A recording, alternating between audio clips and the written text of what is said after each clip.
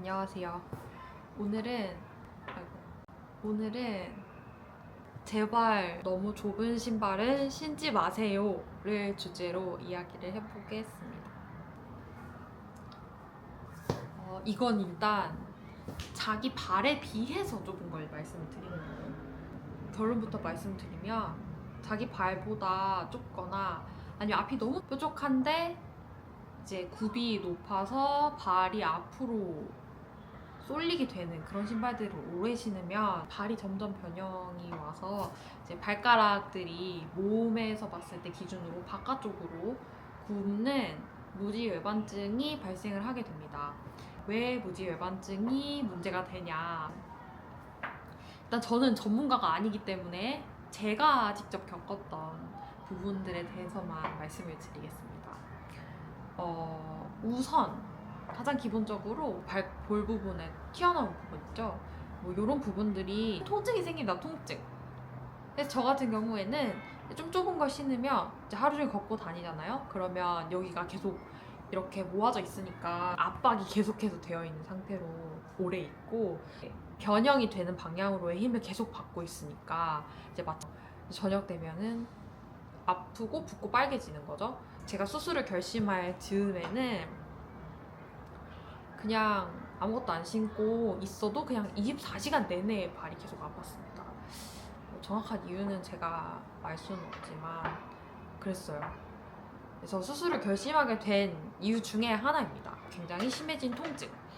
그 다음에 두 번째로는 발에서 엄지발가락이 굉장히 큰 역할을 맡고 있어요. 이제 발만 봐도 굉장히 크잖아요. 발에서 가장 큰 부분인데 이 몸무게의 하중을 발이 버티고 있는데 무게를 이제 분산을 시켜주고 그 다음에 이제 발의 아치를 살려줘서 충격을 흡수하고 완화하는 역할도 하는 거죠. 그 다음에 걷거나 뛸 때에는 발가락이 이제 바닥을 미는 힘을 통해서 추진력을 주기도 하고요. 그런데 이런 발가락이 자기 기능을 잘 못한다? 그렇게 되면 우리가 어떤 자세나 움직임을 만들어낼 때에는 다양한 근육들의 조화가 필요한데 결국 이 엄지발가락이 못하면 다른 애들이 해줘야 돼요. 그러면 원래 커다란 엄지가 하던 역할을 이제 다른 것들이 하게 되면 그게 이제 무리가 올 수 있는 거죠. 그러면은 정상적이지 못한 부위의 근육이 더 과도하게 피로감을 느끼거나 발달하고 다른 부분들은 이제 또 퇴화하게 될 수 있는 거죠. 그리고 발이 충격을 잘 흡수하지 못하게 되면 이제 무릎이나 골반 뭐 이런 관절들까지 무리가 올 수 있고요. 저 같은 경우는 이제 무지개반증 때문에 신발을 신으면 너무 불편하니까 신발을 안 신어도 되는 요가를 굉장히 열심히 했어요. 근데 요가를 할 때는 이제 서서 무게중심을 잡는다든지 뭐 한 발로 선다든지 아니면 굉장히 디테일하게 일상생활에서 사용하지 않는 근육들을 사용을 하는 자세들을 하다 보니 내가 엄지발가락을 잘 사용을 하지 못하는구나. 그리고 이 엄지발가락을 사용하지 못하는 것들이 이제 자세나 운동을 할 때 어떤 이제 부정적인 영향을 주고 그리고 나의 다른 근육들에 어떤 피로감을 주고 이런 영향들을 체감할 수 있었습니다. 어, 그리고 또 무지개 반증이 점점 더 심해지면 이 엄지발가락이 더 많이 굽으면서 이 바깥에 있는 나머지 4개의 발가락까지 영향을 주게 돼요. 그래서 저 같은 경우에 엄지발가락은 수술을 해서 곧아졌는데 나머지 4발가락은 바깥쪽으로 이미 굽어버렸어요. 그래서 차라리 수술을 조금 더 일찍 했어야 됐나라는 생각을 가끔 할 때가 있습니다. 많이 부끄럽지만 제 발을 직접 한번 보여드릴게요. 아무튼 제 발로 한번 설명을 대충 드려볼게요. 발이 원래 이렇게 있었겠죠? 그런데 발볼이 좁은 걸 신으면 여기가 가동 범위가 더 좋으니까 원래 이런 부분들이 이렇게 좁아진단 말이죠. 이렇게 되면 이게 점점 더 엄지발가락이 이렇게 굽어지는 거예요. 그래서 이게 만약에 진행이 많이 된다? 그럼 얘가 이 나머지 애들도 밀어요. 그래서 이게 얘들까지 다 같이 이렇게 움직이기도 해요. 그래서 저 같은 경우에도 얘네들이 약간 영향을 받은 상태여서 보시면은 원래 엄지발가락이 이렇게 되어 있거든요. 근데 이 발가락들이 약간 이게 이렇게 되어서 잘 모르겠는데 이 발가락들이 약간 나가 있어요. 이렇게 너무 정갈해. 그리고 이 엄지 발가락이 이렇게 되어 있으면 얘가 힘 자체도 약해질 뿐만이 아니라 이 힘의 방향성이 이렇게 있던 때랑 이렇게 있던 때랑 이 직선 힘이 방향이 이렇게 약간 사선으로 바뀐다. 그렇게 되면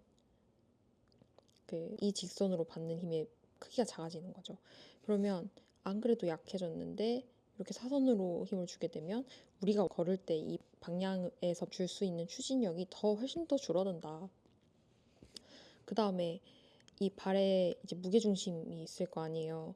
우리의 몸이 있을 때 그 무게를 이 엄지 발가락과 이제 이 사이드 쪽과 그 다음에 이 뒤꿈치 이걸 중심점으로 해서 얘네가 잘 잡고 있을 텐데 근데 무게중심이 요렇게 있을 때랑 이게 이렇게 가서 이렇게 있을 때랑 이 중심이 달라지잖아요. 저희 수학 시간에 이제 삼각형의 무게중심 찾는 거 그런 거 배우잖아요.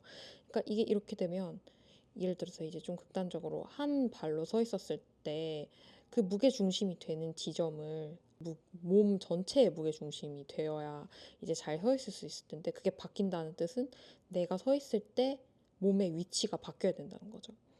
그러면 이 다리에서 쓰이는 이제 근육의 위치나 부하 이런 것도 다 달라지는 거죠. 그리고 아까 말씀드렸다시피 이 방향이 바뀌고 이 무게중심도 바뀌고 하다 보면 걸을 때의 걸음걸이의 방향 이런 것들이 다 바뀌어요. 그러면 이제 원래 나의 무릎이나 이런 관절들은 원래 움직이도록 설정이 된 방향으로 움직였을 때 가장 이제 건강하고 안정적인데 그게 조금씩 틀어지면 이제 당연히 무리가 오게 됩니다. 그래서 저도 수술 받을 쯤에는 무릎이나 이런 데들도 굉장히 안 좋았어요.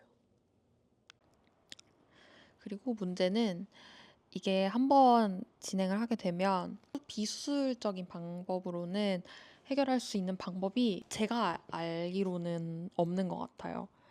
저도 인터넷에서 광고하는 발 사이에 끼우는 이제 밴드, 링 이런 것도 굉장히 많이 사봤거든요.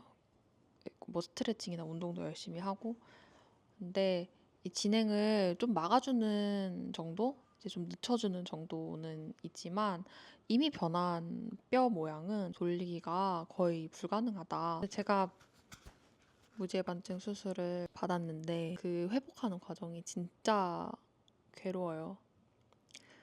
제가 어렸을 때 이 사실을 알았다면 그때부터 넓은 신발을 신었다면 이런 일이 없지 않았을까.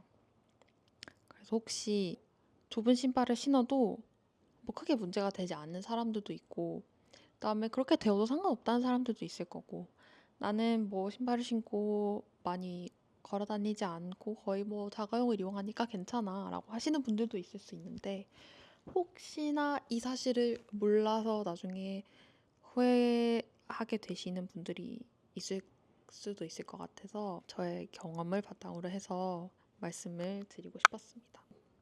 그래서 이 문제를 어떻게 해결하느냐? 어떻게 문제를 해결하냐? 내 발 모양에 맞게 충분히 넓은 너비의 신발을 신어야겠죠. 제가 제일 싫어하는 말 중에 하나가 발볼이 넓으면 한 사이즈 업해서 신으세요. 그러니까 그냥 아무 예쁜 신발이나 사서 나는 발볼이 넓으니까 한두 사이즈 올려 신으면 되겠지? 하지 마시고 그냥 애초에 충분히 넓은 신발을 사세요. 오늘도 영상을 시청해주셔서 감사합니다.